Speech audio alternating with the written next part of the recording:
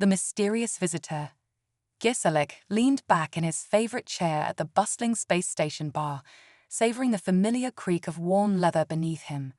His eyes, aged but sharp, scanned the room, observing the various alien species that came and went. Some were regulars, exchanging stories and advice, while others were new faces, drawn to the old spacer for his vast knowledge of the sector. With 170 galactic years under his belt, Giselek had seen nearly every corner of known space. He had settled here, orbiting the dead rock of Miasma, a place with a history as dark as its name. He was only slightly surprised when a towering reptilian alien approached him. Standing at least 2.5 meters tall, the creature had 4 muscular arms and a torso covered in tough, leather-like plates. Its triangular head, adorned with 6 eyes and a wide mouth full of sharp teeth, was unmistakably Kudrake's, a warlike race from the Rim, rarely seen outside their imposing body armor. This one, however, was dressed simply in boots, pants, and a utility harness. "You are Giselek of Tharo?" the alien inquired, its voice blunt and direct. Giselek studied the creature for a moment before replying, "I am. And who do I have the pleasure of speaking with?" "I am Bubhazam of the Kudrakes," the alien responded, its tone as sharp as its teeth. Ah, the Kudrakes. Giselek's memory clicked into place. The Kudrakes had only recently appeared in this sector, carving out a foothold through brutal raids on the outer worlds. They were known for their fierce warrior culture, and it was rare to see one unarmored. This encounter was unusual, to say the least. Without asking, Bubhazam took a seat next to Giselek. "I understand you know many things about this sector." Giselek nodded, intrigued but cautious. "Yes, I am well-traveled." "Good. You will come with me," Bubhazam stated, leaving no room for argument. Giselek raised an eyebrow. "And why would I do that?" "To meet my superiors. You will be well compensated," Bubhazam added. The promise of payment piqued Giselek's interest. "And how far would I have to go?" "Compartment 10, Level 1, Bubhazam answered. They were on the station, and in one of the first-class quarters, no less. Giselek's curiosity grew, and after a moment's hesitation he nodded. "Lead the way." The walk to the compartment took about 10 minutes. When the door slid open, Giselek was greeted by the sight of 11 Kudrakes, most of them concealed by elaborate robes and armor. Only Bubhazam remained unarmored, and Giselek realized with a start that these Kudrakes were likely in disguise, hiding in plain sight across the sector. Bubhazam stepped forward and bowed. "This is Giselek of Tharo, as ordered, Your Majesty." The title caught Giselek off guard, but he quickly recovered, bowing in return. "Your Majesty," he said, his voice respectful but uncertain. A richly dressed Kudrake stepped forward. "I am Inubasa, Vestist of Empress Chiptu, second wife of Emperor Anunnaki IV." With a sweeping gesture, Inubasa introduced the Empress, who nodded regally. Giselek bowed again, feeling increasingly out of his depth. "My apologies, Your Majesty, for not recognizing you." The Empress remained silent, her expression unreadable. Another Kudrakes, taller and more imposing, stepped forward. "I am Gram Stratego Anshag Kush Anna," he announced before activating a console that displayed a map of the sector. "We are embarking on a new campaign and require information about the races that might oppose us, their military capabilities, alliances, and key worlds." Giselek's blood ran cold. "I can't do that," he blurted out. "I can't help you kill an untold number of sentients." The Empress nodded to Inubasa, who stepped forward. "The Empress understands your reluctance and offers a compensation of 2 million galactic credits." Giselek nearly choked on his own breath. 2 million credits could buy him his own station, not a large one, but still. He wrestled with his conscience before finally nodding. "Very well," he agreed, his voice heavy with resignation. The Empress's nod of satisfaction did little to ease his discomfort. Gram Stratego Anshag Kush Anna pointed to a section of the map. We plan to attack these humans and absorb their territory into our empire. We've heard they are afraid of war and will negotiate rather than fight. Gesalek's heart sank. You mean to attack the humans? Yes, in 2 standard months, the Stratego confirmed. Gesalek took a deep breath. No one in their right mind attacks the humans, he warned, but he could tell by the looks on their faces that his words were not taken seriously. The human darkness. The Grand Stratego Anshag Kush Anna scoffed at Gesalek's warning. They barely have a dozen systems. We have thousands. What kind of threat could a race afraid of war pose to us? Gesalek muttered under his breath, asked the Tekasians, but the Kudrake's sharp hearing caught the remark. Who are these Tekasians? How can we contact them? The Stratego demanded. Gesalek shook his head, the weight of the story pressing down on him. You can't. They are extinct in this sector, with only rumors of small drifter fleets surviving, never staying in one place for long. The Grand Stratego remained unimpressed. And these humans are responsible. They defeated some minor power and were supposed to be afraid of them. Gesalek sighed deeply. 80 galactic years ago, the Tekasians controlled most of this sector minus 138 systems, 600 habitable planets and moons. They were powerful, resource-rich, and unchallenged until they encountered the humans. The Empress spoke again, her voice cutting through the tension. So the humans destroyed them. Gesalek nodded.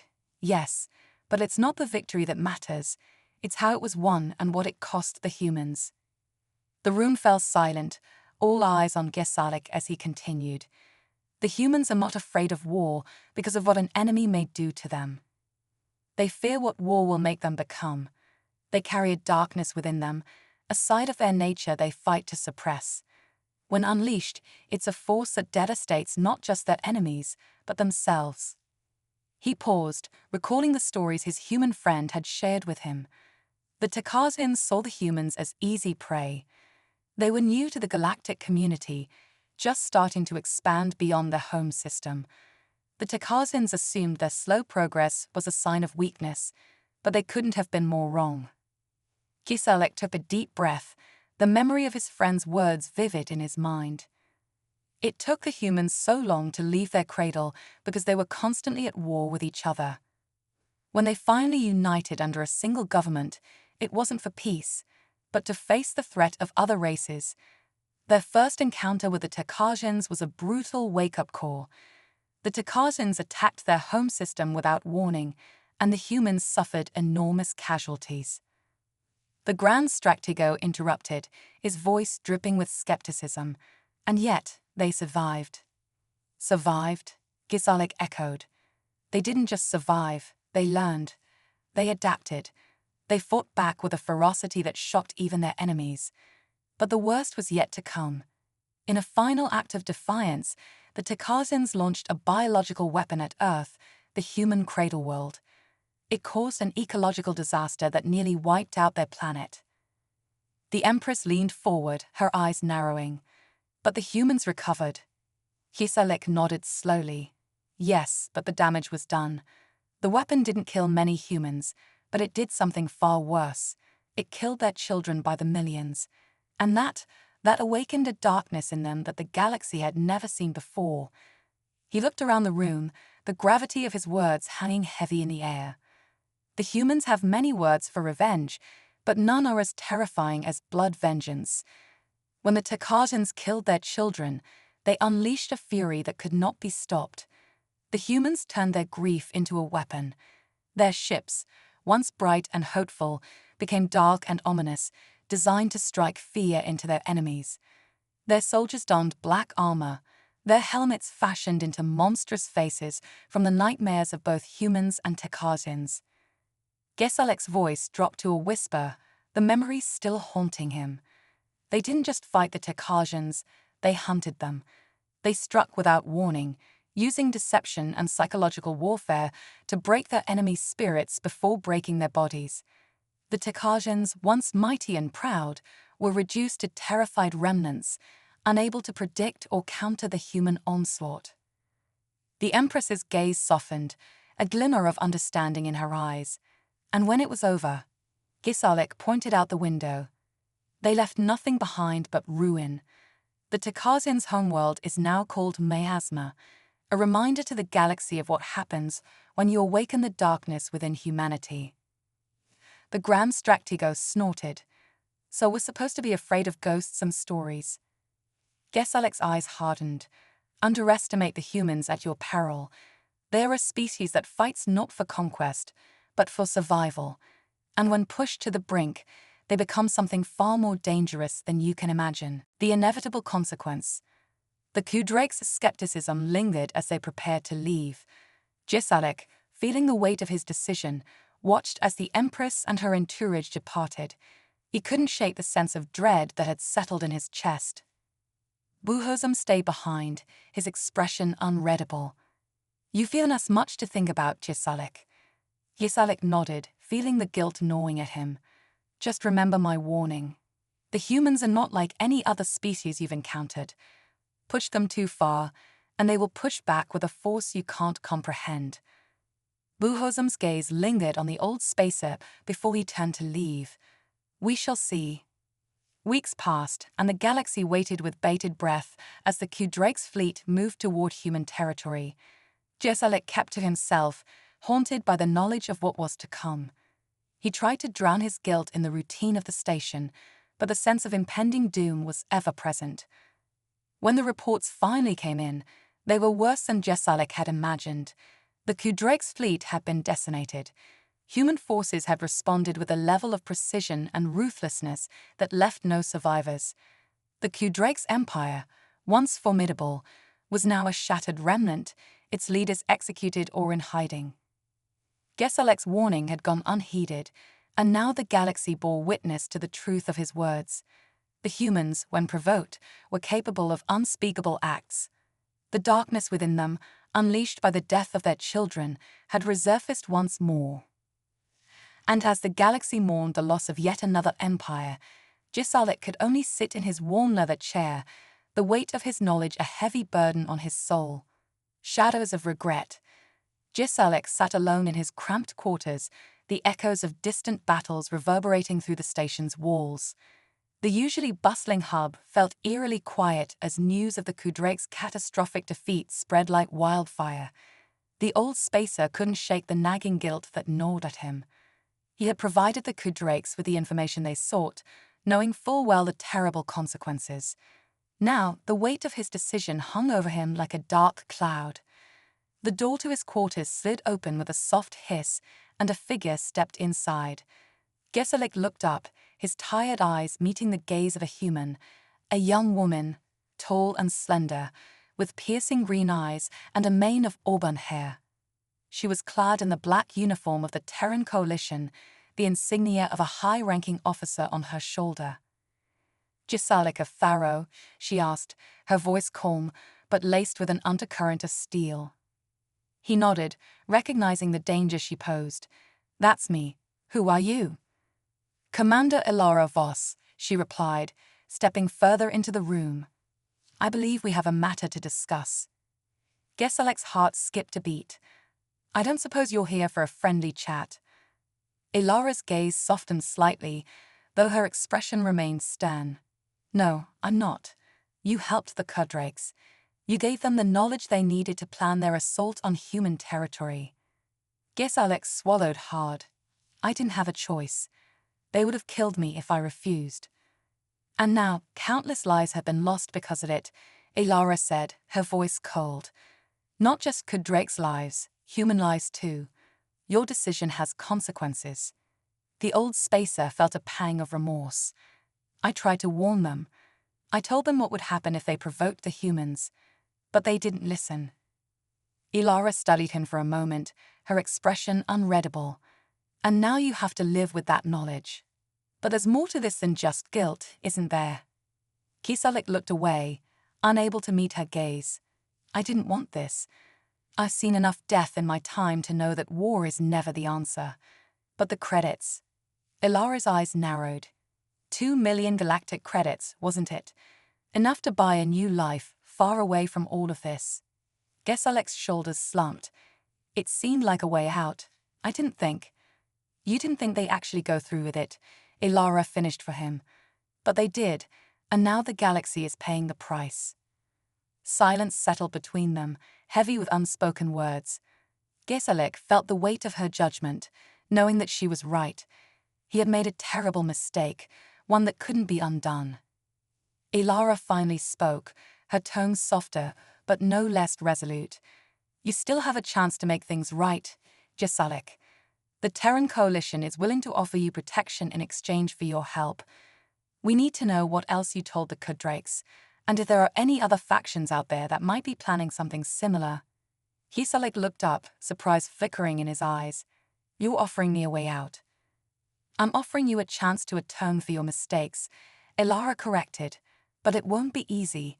You'll be working with us under strict supervision. If you refuse, we'll make sure the rest of the galaxy knows exactly what you did. Gesalek considered her words carefully.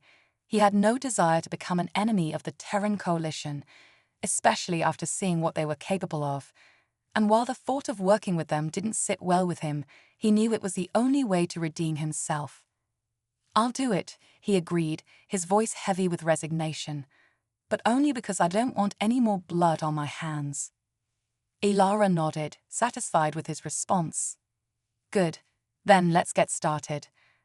As they left his quarters, Gesalek couldn't shake the feeling that he was stepping into a new chapter of his life, one that would be filled with even greater challenges. But this time, he vowed, he would do things differently. He would use his knowledge not to destroy, but to protect, to ensure that the darkness he had helped unleash would never rise again. The human vendetta. Gesalek's cooperation with the Terran Coalition wasn't easy. He found himself under constant scrutiny, every move monitored, every word dissected. But in the process, he began to understand the true nature of the humans he had feared for so long. One day, after a particularly grueling debriefing, Gesalek found himself alone in a small observation room aboard a Coalition battleship. The stars outside the window were distant and cold, a reminder of the vastness of the galaxy and the countless lives that had been lost in the name of power and revenge. Ilara entered the room quietly, her presence a comfort in the otherwise sterile environment. You look troubled, she observed, taking a seat beside him.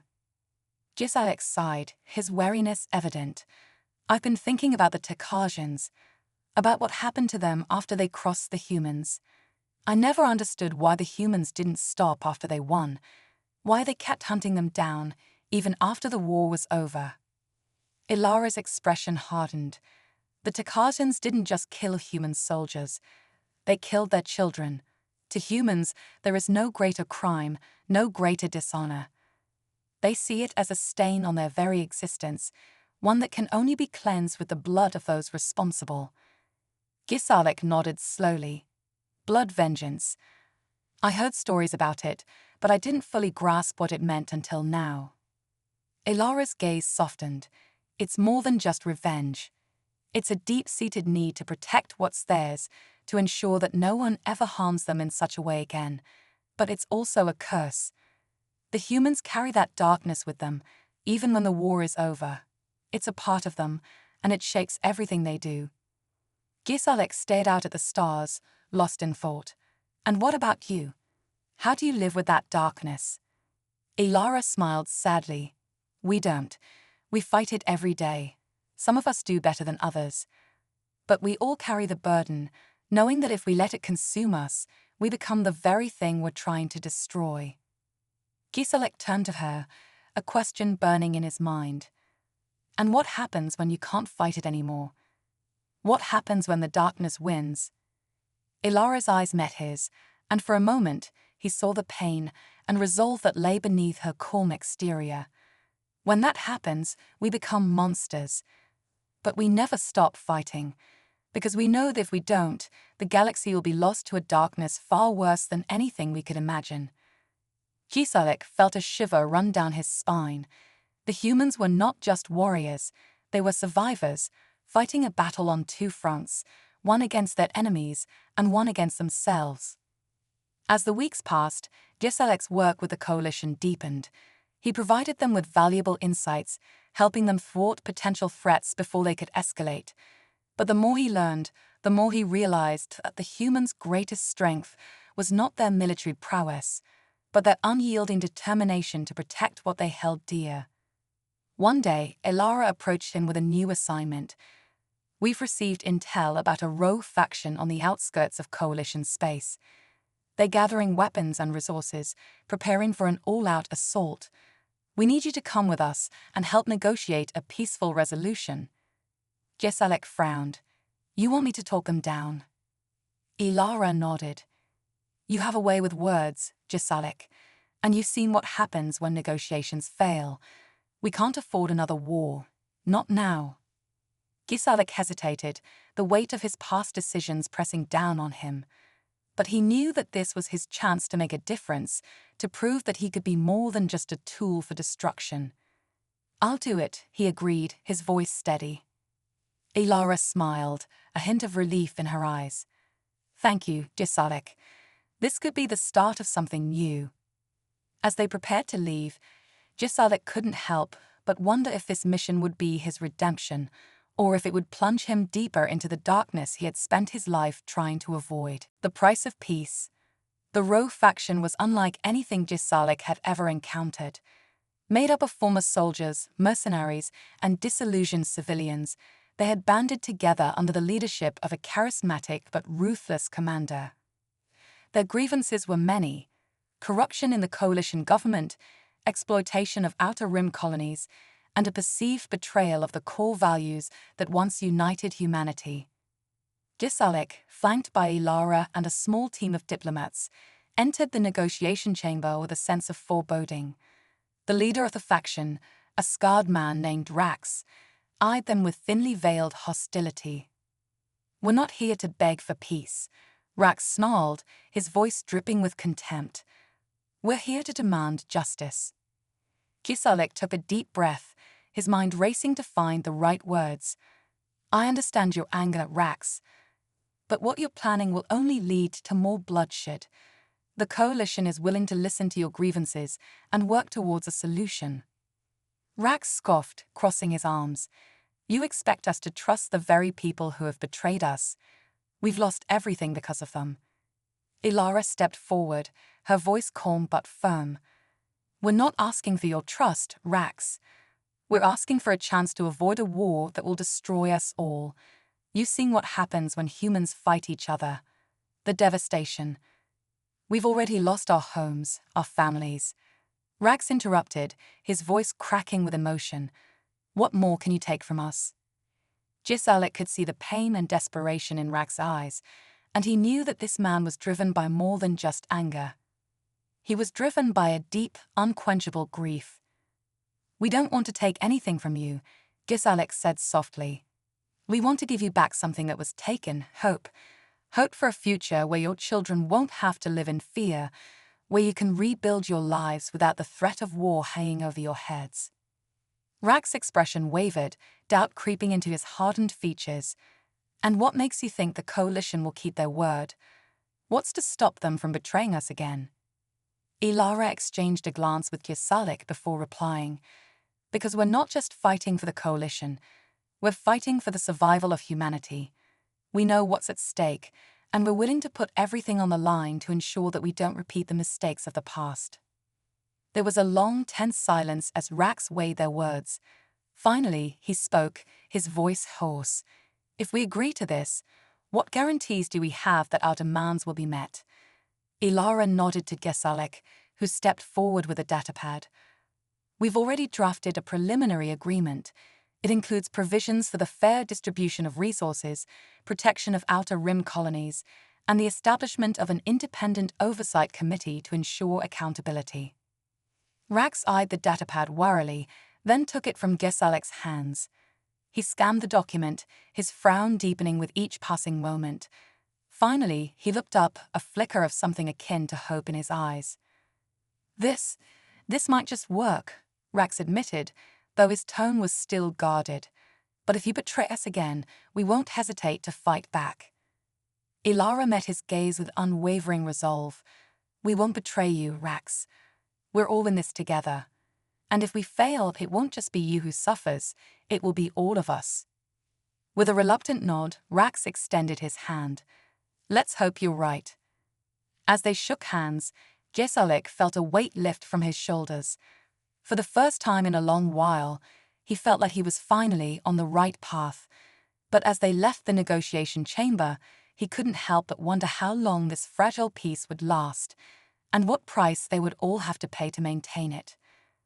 The shadows of his past still loomed large, but now Jesalik was determined to face them head-on, because in the end, he knew that the only way to overcome the darkness was to fight for the light, no matter how impossible that battle might seem. Echoes of silence. The days following the tentative peace agreement were fraught with uncertainty. Despite the handshake, the Roe faction remained on edge, their faith in the coalition fragile. Rax had agreed to lay down arms, but the scars of betrayal ran deep, and Jesalik knew that a single misstep could reignite the flames of war.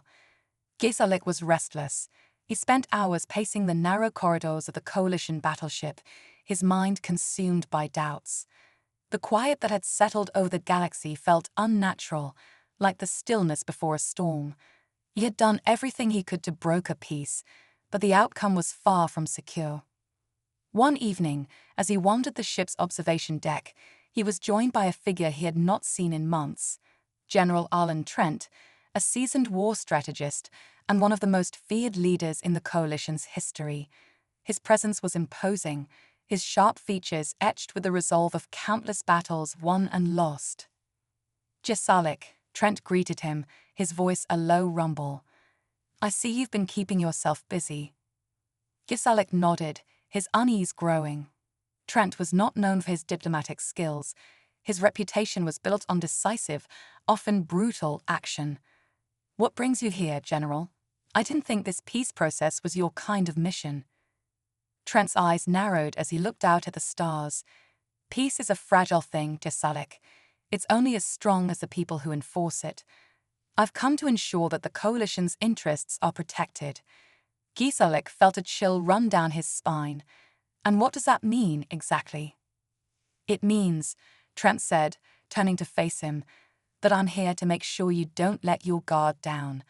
Rax and his people may have agreed to peace, but they're still a threat, and threats need to be managed. Gesalik's stomach twisted.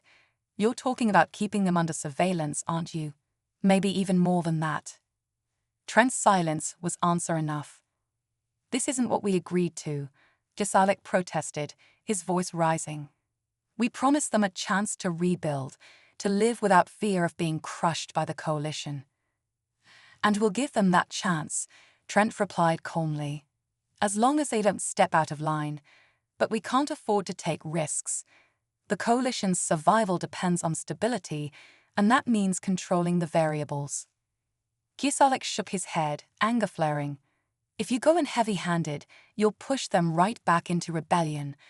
We can't treat them like enemies when they're trying to become allies. Trent's gaze hardened. You're naive if you think they'll ever truly be allies. They're damaged goods, Jesalik. They've tasted power, and they'll want more. The moment we show weakness, they'll strike. Jesalik stared at the general, realizing the depth of the man's cynicism. You don't believe in this peace, do you? You're just waiting for it to fall apart. I believe in what works, Trent said flatly. And history has shown that power is the only thing people respect. You keep them in line with a firm hand, or you don't keep them at all. A tense silence hung between them, the unspoken conflict sharp and dangerous. Jesalik realized that his fight wasn't just against old enemies. It was also against those within the coalition who saw peace as nothing more than a temporary truce, a lull before the next battle. As Trent turned to leave, he paused at the door. Just remember, Jesalik, if this falls apart, you'll have to answer for it, and I won't be as forgiving as Rax. The door hissed shut behind him, leaving Jesalik alone with his thoughts. The stars outside seemed colder now, distant pinpricks in the vast darkness. He had thought the hardest part of his journey was over, but now he realized that the real challenge was just beginning. The unseen war. The days passed, and tensions simmered beneath the surface. The coalition kept its word, providing aid to the Outer Rim colonies and beginning the process of rebuilding trust. But the presence of General Trent and his forces cast a long shadow over the peace efforts. The Roe faction members were watched closely, their every move scrutinized, and it wasn't long before whispers of discontent began to spread. One night, as Gizalek sat alone in his quarters, his communicator beeped. It was a secure channel, one he hadn't used in years. Hesitantly, he answered the call. Gizalek, a familiar voice crackled through the line. It's been a long time. Gizalek's heart skipped a beat. Arath? I thought you were dead. Arath's laugh was dry, humorless. That's what they wanted you to think. I've been working in the shadows, gathering intel on the Coalition's darker dealings. Gizalek's mind raced. Arath had been a close friend, a fellow spacer who had vanished after a failed mission years ago. He had assumed Arath had met a grim fate, but now it seemed his old friend had merely gone underground. What's going on, Arath? Gizalek asked, his voice hushed. You've stepped into something bigger than you realize, Arath warned. The Coalition isn't as united as it seems. There are factions within it, power players with their own agendas. Trent's one of them. He's not interested in peace, he's interested in control. Gizalek's blood ran cold. I knew Trent was trouble, but I didn't think it went this deep. It goes deeper than you can imagine, Arath replied. Trent's been pushing for more aggressive tactics, using the Roe faction as an excuse to tighten his grip on the Coalition. He's planning something big, something that could shatter the fragile peace you've worked so hard to build. What do you need from me? Gizalek asked, dread pooling in his gut. I need you to gather evidence, Arath said urgently. Anything that links Trent to covert operations, unauthorized orders, anything that proves he's undermining the peace process. We have to expose him before it's too late. Gizalek nodded, determination hardening in his chest. I'll do it, but be careful, Arath. If Trent catches wind of this. I know the risks, Arath said grimly. But this is our only shot. We can't let him turn the galaxy into his personal empire. The line went dead, leaving Gizalek alone in the dark. He knew the risks he was taking, the danger he was putting himself in. But he also knew that if he didn't act, everything he had fought for, everything he had sacrificed, would be for nothing. The next morning, Gizalek began his work in earnest. He discreetly accessed the ship's communication logs, combing through encrypted messages and classified reports. It was slow, painstaking work, but he was determined to find the proof he needed. Days turned into weeks, and as Gizalek delved deeper, he began to uncover a pattern. Trent had been communicating with certain influential figures within the Coalition, arranging covert operations on the outskirts of controlled space. The orders were vague, but the intent was clear, to destabilize the Roe faction and provoke them into breaking the peace agreement. Gizalek's heart pounded as he pieced together the evidence. Trent was deliberately sowing discord, creating the very threat he claimed to be protecting against. It was a calculated move, one designed to justify a massive military crackdown and to solidify his own power within the Coalition. But as Gizalek prepared to send the evidence to Arath, something unexpected happened. His quarters were abruptly sealed, and armed guards appeared outside his door. Gizalek of Pharaoh, a cold, authoritative voice rang out over the intercom. By order of General Trent, you are under arrest for treason against the Coalition. Panic surged through Gizalek. He had been discovered, and now he was trapped. There was no way to send the data, no way to expose Trent's treachery.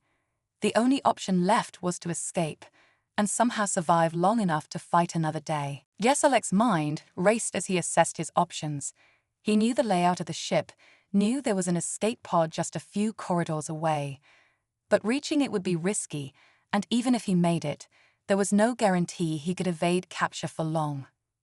But he had to try. Taking a deep breath, Gizalek activated the emergency override on his door, forcing it open just enough to squeeze through. The guards were taken by surprise, but they quickly recovered, raising their weapons as they pursued him through the narrow corridors. Gesalek's pulse thundered in his ears as he sprinted towards the escape pod. He could hear the guards closing in, their shouts echoing off the metal walls. But he couldn't afford to slow down, couldn't afford to think about what would happen if he failed. At last he reached the pod and threw himself inside, slamming the door shut behind him. The guards were seconds away from breaking through, but Gesalek didn't hesitate. He activated the launch sequence, feeling the pod lurch as it detached from the ship and shot out into the vastness of space.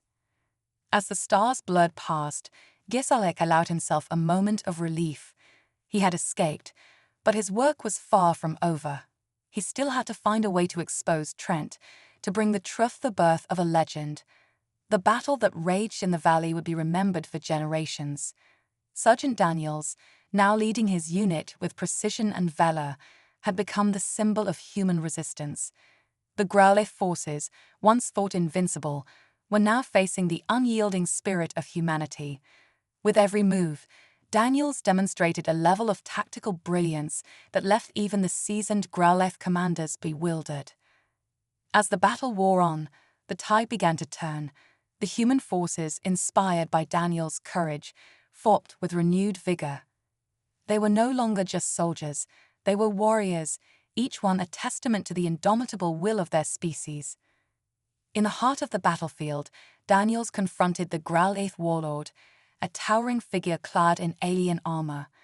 The warlord's cold, calculating eyes met Daniels' determined gaze, and in that moment, it was clear that this fight would determine the fate of both their worlds. The clash between Daniels and the warlord was nothing short of legendary. Blades clashed, energy weapons fired, and the ground trembled beneath their feet. But Daniels, driven by the memories of Earth and the hope for a future free from alien tyranny, fought with a ferocity that even the warlord had not anticipated. With a final powerful strike, Daniels disarmed the warlord, knocking him to the ground. The Growlithe forces, witnessing the defeat of their leader, began to falter. Daniels stood over the warlord, his weapon poised, but he hesitated. Killing the warlord would be an act of vengeance, but sparing him could send a powerful message. Daniels lowered his weapon. "We are not like you," he said firmly. "We fight for freedom, not conquest. Take your forces and leave this planet. Never return." The warlord, defeated and humiliated, nodded in reluctant agreement. The Growlithe forces began their retreat, and for the first time in years, the skies above the battlefield cleared, revealing the stars that had once seemed so distant. A new dawn. With the Growlithe defeated, Earth began to rebuild. The cost of victory had been high, but the spirit of humanity had triumphed. Sergeant Daniels was hailed as a hero, not just for his bravery in battle, but for his wisdom in choosing peace over continued bloodshed. The story of the human resistance became a beacon of hope for other worlds facing similar threats. Daniels' name was spoken with reverence across the galaxy, and his actions inspired countless others to rise against tyranny. Back on Earth, Daniels found solace in the simple things he had fought so hard to protect: the warmth of the sun, the sound of the ocean, and the laughter of children playing in the streets. He knew that the fight was not over, that the galaxy was vast and full of dangers, but for now, there was peace. And as long as there were those willing to stand up for what was right, there would always be hope.